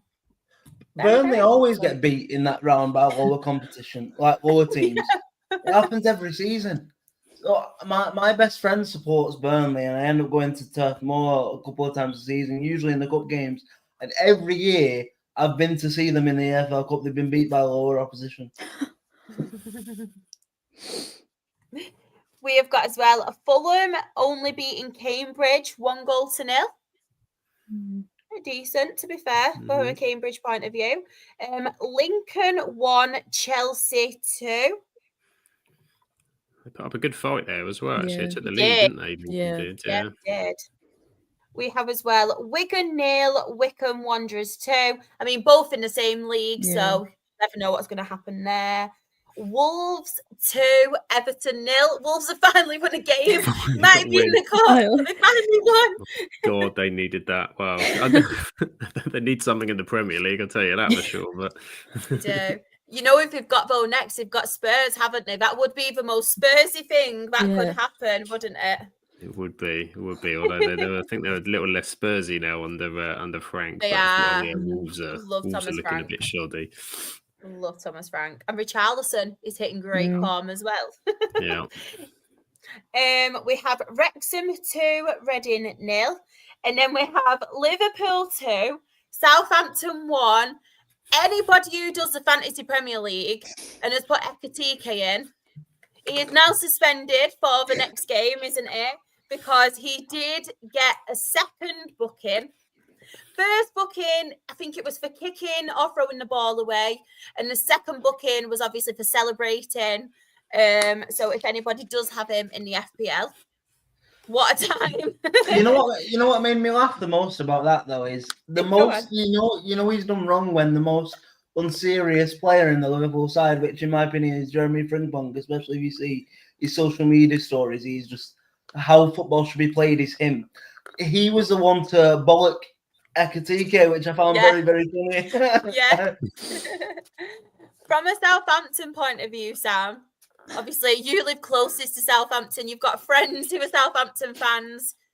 They did manage to get an equaliser, but then in the final minutes, like Liverpool have done many times this season, Ekatike did score. Were Southampton fans expecting anything from it or not? No, I think they were worried they were going to get a pace in it. My team actually is Southampton fans and a Liverpool fan, so the group chat went bonkers on the 76th minute, and the response that came back on the 85th minute was sit down, lads, sit down. But I think 2-1, they'll be pretty happy about that. Then we have, obviously, yesterday, we obviously mentioned the Newcastle 4, Bradford City 1. Bradford should be obviously very proud of themselves, like Street it mentioned before. Huddersfield Town 0, Manchester City 2. I mean, Phil Foden. We've not seen much of Phil Foden last season. I know we had a lot of things going on off the pitch. I think he had illness as well. But as much as I won't ask you this, Sam, by the way. Drita, Aaron, it's nice to see Phil Foden, obviously, getting back to the Phil Foden that we know, really, especially especially because we want him performing for England. I think it's interesting, isn't it? Because I've always said for City, he's always been elite level, but for England, I think we've got that many attacking talents now that he really has to begin to show it, because his place isn't nailed down for that World Cup, and it's such a big season for him because, you know, if Phil Foden doesn't start for England, then there's something you can't say something's gone wrong in his career, because he's won everything you can do, but he is one of the most gifted players we'll ever have as a nation. So if he can't nail down a spot, then, you know, something's got happened. But I'm just happy that he seems to be happy and seems to be hitting some form. So hopefully it comes at the right time. There seems to be suggesting there's something over the last 12 and something behind that probably we're not too aware of with him, because obviously the season before he was player of the season, there's something there. So as Aaron says, there's so many attacking players he has to perform. And if Foden performs, then Man City are a different outlet entirely. He got an assist as well, obviously, for Savinio's goal. So it was one of them games where, to be fair, only 2-0. Huddersfield made a decent account for themselves as well. But yeah, Manchester City getting the win. Then we have Tottenham 3, Doncaster Rovers 0. Let's have a look at Tottenham. So obviously, Polinya. Everybody knows who watches a Premier League podcast. My love for Polinya. I think he's such a great player. Like, you played honestly, him at centre back as well. No, I saw that. I mean, he got the first goal in the 14th minute. Own goal from Jay McGrath on the 17th minute, and then Johnson getting the third goal for Tottenham. And then obviously Port Vale 0, Arsenal 2. So somebody who's started doing very, very well since he did sign for Arsenal, Eze. I mean, I really, really like Eze. Lewis Skelly getting the assist for them. And then Trossard getting another goal on the 86th minute. But to be fair, right, you look at them and each of the lower league teams, they have made quite a good account for themselves, haven't they? Like, they really, really have, to be fair. Yeah, and to be fair, when you looked at what the Premier League teams put out, okay, not all of them were the complete first 11s, apart from what Drita had to experience. But they're all played very strong teams. They all played very strong teams. There's maybe one or two. I mean, Arsenal, you've got Saka, Martinelli, Eze, Nwaneri's a phenomenal talent. So is Lewis Skelly, Saliba. Like, they're all playing week in, week out mostly. Oh my God, Graham. If only you said this earlier, I could have had it as my FPL team name. As they like Sunday morning. What a shout. I love it. Maybe next year. But thank you so much to each and every person on here tonight on the panel. It's been a fantastic show. We spoke a lot of football as well. But Drita, where can everybody find you and your incredible work on the socials? You can find my personal Twitter at Drita_HGT, and then you can find my Her Game 2 stuff at HGT_BCFC, and that's on Twitter and Instagram. There are a few things coming out, just need to get things sorted, but there should be announcements coming out hopefully soon, so fingers crossed for that. But yeah. One thing I did want to mention as well, right? And I mention it a lot, but the confidence you're growing every single podcast. I mean, this one tonight, I think this has been the one where I've been like, go on, girl, you're smashing this. Like, Thank honestly, incredible. And honestly, we're so proud. Thank you. So proud and so happy to have you here. Thank you. Appreciate that. Thank you so much. Thank you. Sam, last minute substitution, but nobody would have known otherwise. I mean, where can everybody find you and your amazing work that you do? Apart from on here, obviously, where you're always here. Just on here, this is it. You put out that like football back call, and I turn up like a shit Batman. Please wear the costume next time. Yeah, you can find me at shit Batman. I'm at Sam Absolute FBL on Twitter and all that other stuff, and it's Shah's it's mostly on Absolute Football Podcast. But I just want to say, because like Shah's been giving lots of thank yous to everybody else, etc. But like obviously the FCA nominations and such, which has been incredible. But Shah, you've been doing such a phenomenal job with this show, the non-league show, the women in football, and like I know this week you've had like a tough week with stuff that people don't know about, but you've done so many shows and done so much and kept it all going. It'd be easy to pack it in. And it's like one of the key lines I saw from the FCA, I think, links they said about how we're sort of like consistent or like a modern day sort of media and such. And that's mostly down to you, I think. So I just wanted to give you the credit and shout you out, because you'll shout everybody out, but we need to shout you out as well. Oh, thank you so much. Really appreciate that. Aaron, where can everybody find you and your incredible work too? So my X account is Aaron Diskin1, and my disability liaison officer work for Oldham Athletic is DLO OEFC on Twitter as well. So, yeah. And if anybody does want to find me, I am SharX REFC. That is on Twitter, TikTok, Instagram. My Her Game 2 stuff as well is Rochdale HGT.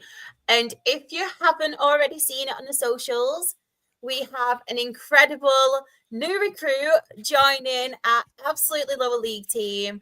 You may have seen her in our Women in Football series, but we have the amazing Chloe Watts, Bristol Rovers fan Kyle, So finally someone who can bite back at you and have a little bit of banter.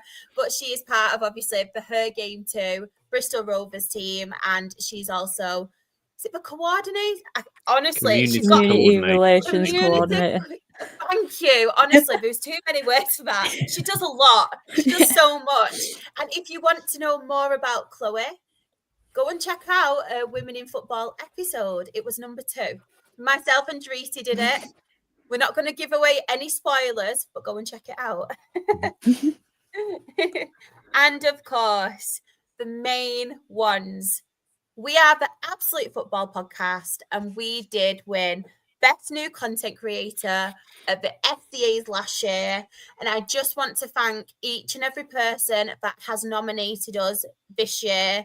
Honestly, we are absolutely humbled to be part of it. We've been nominated for Best Content Creator and Best in Non-League. So each and every person that did nominate us, a massive, massive thank you. Genuinely, we could not have done it without you. You are absolutely incredible. No matter what, you support us. You're in the chat as well, week in, week out, whether it's for the non-league show, whether it's for Premier League, WSL, lower league, you're consistently there. And I know I've been saying thank yous, and I know Sam said a massive thank you to me, but I did want to point out we wouldn't be doing the content, we wouldn't be here if it wasn't for our lovely people in the chat, or even if you're not in the chat, if you're just in the background, just watching us, thank you so much. Honestly, you're incredible. Just wanted to let you all know that. But we are the Absolute Football Podcast. On Twitter, we are Absolute Ball Pod. My eyes are playing up on me now. Absolute Ball Pod. YouTube and Twitch, we are Absolute Football Podcast. TikTok, Absolute Football Pod. Instagram, Absolute Football Podcast _ Blue Sky, Absolute Football. And Facebook, we are the Absolute Football Podcast. You can join us as a YouTube member. You get some special perks, as Graham's been posting, some wonderful emojis, especially if you type in Lecky. We love a bit of Lecky. You get some wonderful emojis, and you get some special perks as well, where you can find out some behind the scenes interviews with each team member. I know there's going to be a lot more of them going out soon. But yes, if you do want to support us, you can become a YouTube member. But you can also, on our YouTube, check out some interviews, club episodes, and our brilliant Women in Football series. There is lots of amazing guests we've already done recordings with. And we've also recorded some really, really incredible names that will be going out this Sunday and next Sunday. But on a Monday, we are absolutely non-league in collaboration with the incredible NL Full Time. We cover National League North, National League South. Sam and the amazing Premier League team are on a Tuesday for all things Premier League with Absolutely Premier League. I think Freya is back on Wednesday. I hope so. I only approved 1 week's holiday form, so I'm hoping she's back.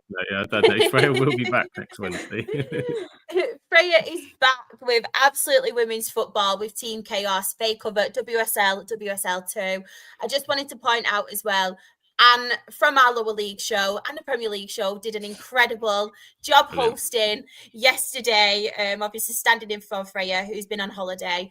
And if you haven't checked it out already, they did an incredible tribute to Matt Beard as well. Obviously, the awfully sad, devastating news about him, but they did a really amazing tribute. So please check that out if you haven't. It was phenomenal. I'm going to stick it up on the channel tomorrow as well, Shah. So there'll be a video if you want to check it out. Because to be fair, credit to Ant, Paul and Danny, who all spoke brilliantly about such a touching, difficult subject. So yeah, do check that out tomorrow. And tremendously sad, but I thought they dealt with it phenomenally. Brilliant. Absolutely brilliant. And of course, on a Thursday, you can check out Absolutely Lower League with us. For Rowdy Rabble. Sam is included in that, by the way. He's part of a Rowdy Rabble. Yeah, shit Batman is here. Exactly. Where we cover the EFL Championship, League One and League Two. But as I said as well previously, thank you to each and every person that does support us. We really, really appreciate you.